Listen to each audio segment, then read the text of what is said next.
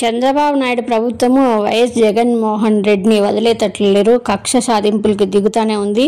మొన్న చూసాము, జగన్మోహన్ రెడ్డి గారు కారు కింద సింగయ్య అనే వ్యక్తి మృతి చెందాడని ఎస్పీ చెప్పడం జరిగింది. అంతకుముందు ఎస్పీ గుర్తు తెలియని వాహనం ఢీకొట్టిందని ఆల్రెడీ ఆ వాహనాన్ని సీల్ కూడా చేయడం జరిగింది. తర్వాత ఇప్పుడు ఆ వాహనానికి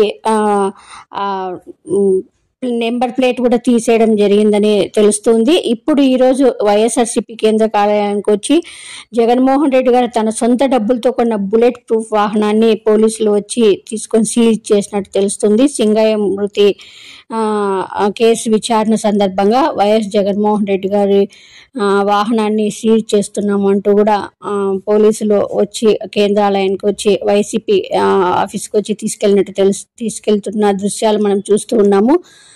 ఇది ప్రభుత్వం నిజంగా కక్ష సాధింపు చర్యలకు దిగుతా ఉన్నట్టు తెలుస్తుంది. మరి ఇది ఎంతవరకు వెళ్తారో, ఎంతవరకు కక్ష